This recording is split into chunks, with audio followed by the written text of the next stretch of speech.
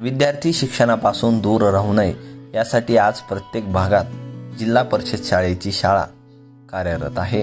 बहुतांश जिल्हा परिषद शाळेला भौतिक सुविधा उपलब्ध नाहीत। मात्र बीड जिल्ह्यातील एका जिल्हा परिषद शाळेमधील शिक्षक आणि गावकऱ्याने पुढाकार घेत शाळेत भौतिक सुविधा उपलब्ध करण्यासाठी निर्धार केला आहे। बीड जिल्ह्यामध्ये अनेक गावखेड्यामध्ये विद्यार्थ्यांना शिकवण्याचं काम याच जिल्हा परिषद शाळा करतात।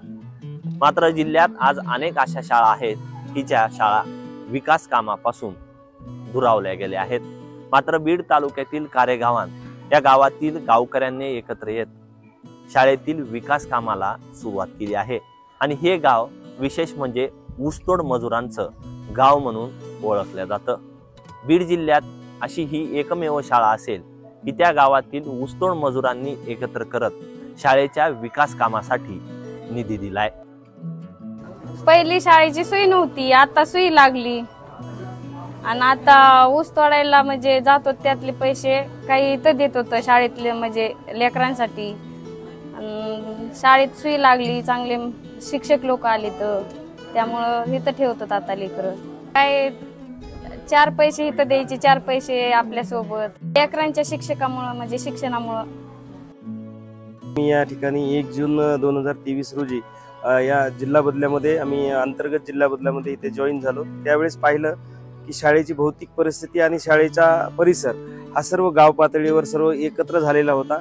आम्हाला सर्वप्रथम या मुलांच्या गुणवत्तेसाठी काम करायचं म्हटलं तर हे मुलं आणि हे पालक यांच्यापाशी थोडासा वेगळं अंतर हवं होतं, म्हणून आम्ही कंपाऊंडची त्यांना मागणी केली आणि हे गाव जे ऊसतोड स्थलांतर आहे या ऊसतोड स्थलांतरातून त्यांनी जे काही त्यांना पैसा मिळतो त्यामधून त्यांनी 2 रुपये, 100 रुपये, 1000 रुपये देऊन आपल्या शाळेसाठी मदत केलेली आहे आणि असा एकत्र निधी करून त्यांनी आमच्या शाळेला दिला आणि त्यामधून आता ही सगळी भौतिक सुविधेची कामं या ठिकाणी सुरू आहेत आणि यामधून विद्यार्थ्याची शैक्षणिक गुणवत्ता वाढण्यास नक्कीच आता या ठिकाणी मदत मिळणार आहे।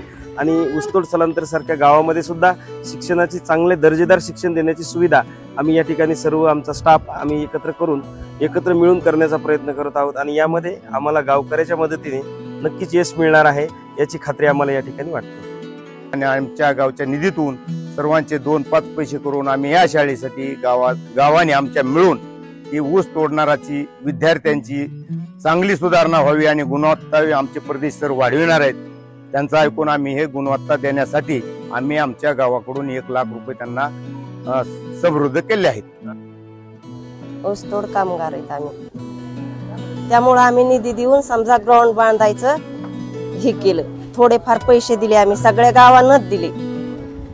त्याच्यामुळं इकडं मुलांना शिक्षकांना अडचण होऊ नये, गावाच्या माणसांची समजा वाहनांची कशाचीच, त्यामुळे आम्ही सगळ्यांना मिळून निधी दिला।